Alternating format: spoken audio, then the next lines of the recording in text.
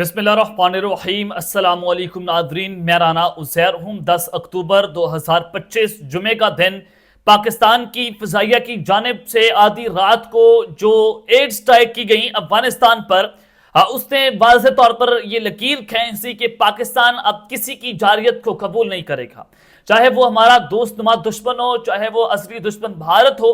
हर वक्त हम मुंह तोड़ जवाब देने के लिए तैयार हैं।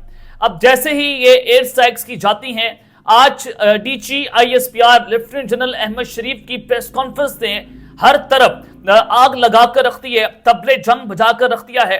और इस प्रेस कॉन्फ्रेंस के फौरी बाद जो बॉर्डर पार से जंग छिड़ी गई है वो बहुत इंपॉर्टेंट है। ये धुआंधार प्रेस कॉन्फ्रेंस तो मैंने आपके सामने रखनी है कि इसमें जो तर्जुमे शुरू हो गए हैं भारत के अंदर, अफगानिस्तान में तर्जुमे शुरू हो गए हैं, और फिर इसमें क्या क्या किसके लिए पैगामात हैं वो सब कुछ आपको बताया जाएगा। लेकिन इस प्रेस कॉन्फ्रेंस के फौरी बाद हमला कर दिया गया है, और ये भारत की जानिब से जो हमला हुआ है, जो जंग बाकायदा तौर पर छिड़ गई है और पाक फौज के जवानों की शहादतों की इतलात आ रही है। हमला कहां पर किया गया, इस हमले के महरक़ात और इसमें किस किस को टारगेट किया गया, ये तमाम डिटेल्स आपके सामने रखनी है। आगे बढ़ने से पहले आप सबसे मेरी दरख्वास्त के चैनल को लाजमी सब्सक्राइब कर लें, बेल आइकन को दबा दें। आने वाली तमाम अपडेट्स आपकी खिदमत में बर वक्त पेश होती रहें। कमेंट सेक्शन में पाकिस्तान जिंदाबाद का नारा लगाना मत भूलिएगा, क्योंकि इस मुश्किल की घड़ी में हम सब पाकिस्तानी हैं और नारा बुलंद कर कर अपनी जो एहतजाज है वो आप जरूर रिकॉर्ड करवाएं। आगे बढ़ते हैं जनाब। आज डीजी आईएसपीआर लेफ्टिनेंट जनरल जो हैं अहमद शरीफ साहब, वो पेशावर में प्रेस कॉन्फ्रेंस करते हैं, कोर कमांडर पेशावर में।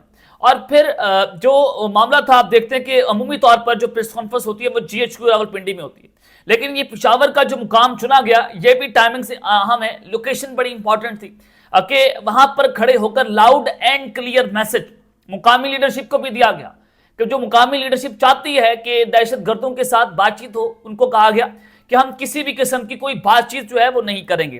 जनाब तर्जुमान पाक फौज ने जो है वो अफगान दारुल हुकूमत काबुल में एयर स्ट्राइक के सवाल का जवाब दिया, और ये सवाल हुआ उनसे कि काबुल में 4 जगह एयर स्ट्राइक की खबरें हैं, इस पर आप क्या कहेंगे। और उस पर अहमद शरीफ चौधरी ने जवाब दिया कि अफगानिस्तान पाकिस्तान के खिलाफ दहशत गर्दी के लिए इस्तेमाल हो रहा है। अब सवाल यह है कि अफगानिस्तान को कौन इस्तेमाल कर रहे हैं। अफगानिस्तान को भारतीय प्रॉक्सी, जिनको रॉ ऑपरेट करती है टीटीपी, वो इस्तेमाल कर रही है, जिसके सबूत भी वाज़ेह तौर पर मौजूद है, दुनिया को सबूत दिए गए, और पाकिस्तानी अवाम की जानो माल के लिए इक़दाम किए जाते रहेंगे। ये लाइन बहुत इंपॉर्टेंट है कि हम अपनी अवाम की जानो माल की हिफाजत के लिए अगर कोई और वहां पर दहशतगर्द बैठा होगा हम उसको भी उड़ाएंगे, हम बॉर्डर पार कार्रवाई करेंगे, अब हम घुसकर कार्रवाई करेंगे, और हम किसी को ये काम करने की इजाजत नहीं देंगे। उन्होंने कहा कि तारीख ये बताती है कि दहशतगर्द जैसे अनासिर को जब आप उन्हें पालते हैं तो ये सांप की तरह होते हैं। सांप को जो पालेगा वो सांप पर कभी भरोसा नहीं कर सकता, यह अफगानिस्तान के लिए अपने लिए खतरा है। फिर उन्होंने वाज़ेह तौर पर कहा कि आर्मी चीफ कह चुके हैं कि गवर्नेंस के खिलाफ को पूरा करने के लिए फौज के अफसर और जवान अपना खून दे रहे हैं, और नैब पर अमल नहीं करना और सियासत करनी है तो दहशतगर्दी से कैसे छुटकारा हासिल करना होगा। जो नेशनल एक्शन प्लान है उसकी वो बात कर रहे थे। पाकिस्तान की रियासत और उसकी अफवाज और उसके इदारे किसी भी सियासी बगाड़ की परवाह नहीं करते। रियासत पाकिस्तान और उसकी अवाम किसी एक शख्स के लिए नहीं छोड़ा जा सकता जो मुल्क में दहशतगर्दी को वापस लाने का वाहिद जिम्मेदार है। ये उन्होंने वाज़ेह तौर पर कह दिया कि जब 9 और 10 मई को भारत ने पाकिस्तान पर हमला किया तब क्यों नहीं कहा गया कि बातचीत कर लें। अब क्यों कह रहे हैं कि आप टीटीपी के साथ बातचीत करें। हर चीज का हल अगर बातचीत होता तो दुनिया में जंगें नहीं होती।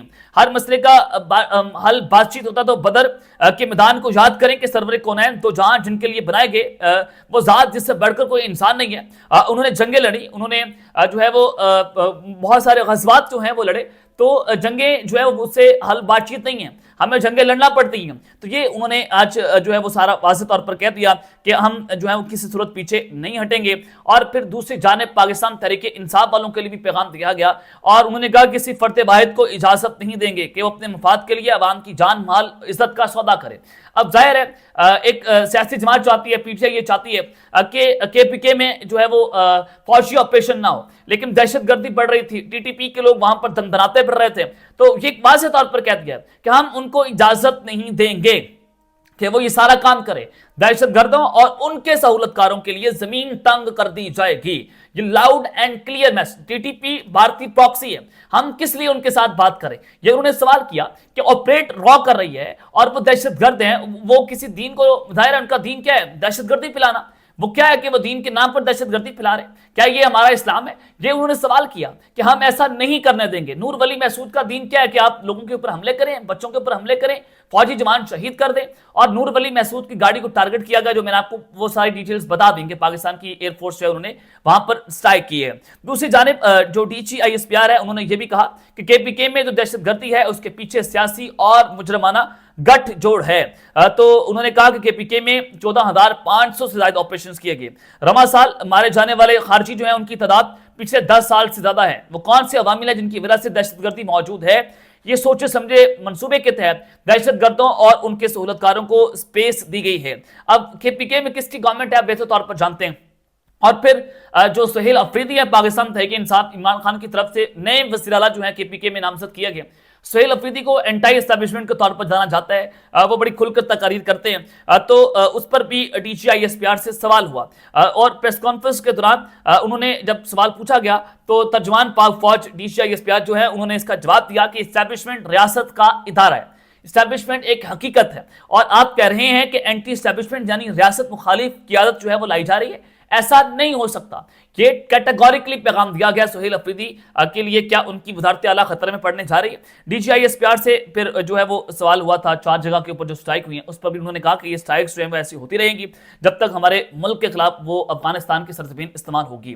اب جب یہ سارا کچھ ہو رہا تھا اور اس میں بھارت کے لیے پیغام تھا، افغان طالبان کے لیے پیغام ہے، کیونکہ افغان طالبان جو ہے ان کی ڈائریکٹریٹ آف جنرل انٹیلیجنس جو ہے، ان کے ٹاپ آفیسرز، ان کی خفیہ ایجنسی کے لوگ جو ہیں، ان کی فوج کے لوگ جو ہیں وہ بھارت کے دورے پر جا رہے ہیں، اور وہ طالبان جو ہیں وہ آفر کر رہے ہیں کہ آپ ہمارے ملک کو تسلیم کریں، ہمارے ملک میں آ کر کابل میں ایمبیسی بھی کریں، اوپن کریں، اور انڈیا وہاں پر ایمبیسی اوپن کرنے جا رہا ہے، را کے دفتر وہاں پر بننے جا رہے ہیں۔ یہ سارا کچھ کیوں ہو رہا ہے؟ کہ سارا کچھ پاکستان کے خلاف ہو رہا ہے۔ ایک نیا جو ہے وہ آپ ایسے کہیں کہ ایجنسیز کا، ان خفیہ ایجنسیوں کا ایک پیکٹ بننے جا رہا ہے، اور یہ پاکستان کے اوپر دہشت گردی کا دباؤ مزید بڑھانا ہے۔ بھارت افغانستان کے راستے پاکستان پر حملے کرے گا، اور افغان طالبان کے ساتھ مل کر پاکستان پر اب 2 فرنٹ وار جو ہے وہ کھولنے جا رہے ہیں۔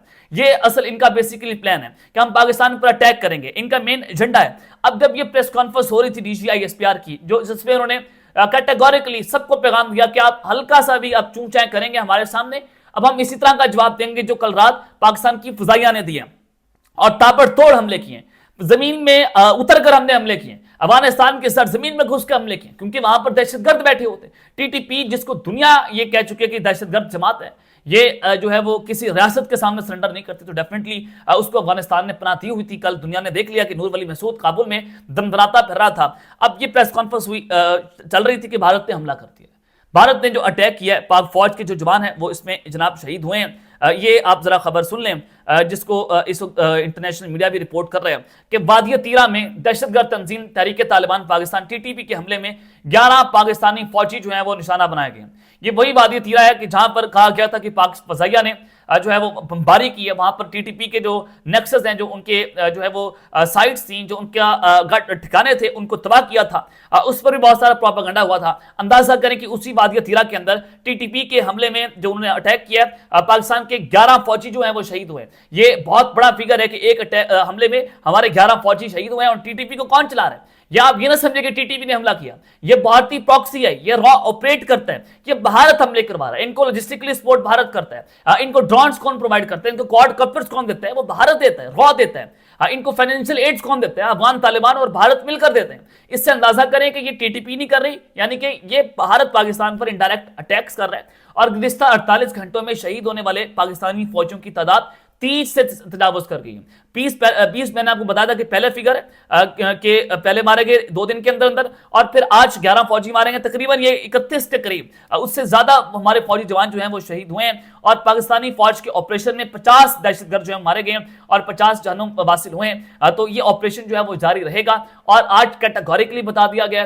کہ کوئی اس آپریشن کے سامنے آئے گا تو وہ رگڑا جائے گا، وہ کوئی بھی ہو، وہ اب اس کو نہیں چھوڑا جائے گا۔ لیکن یہ پریس کانفرنس کے دوران بھی طالبان نے جواب دیا ہے، وہ انہوں نے اپنا بدلہ لیا کیا؟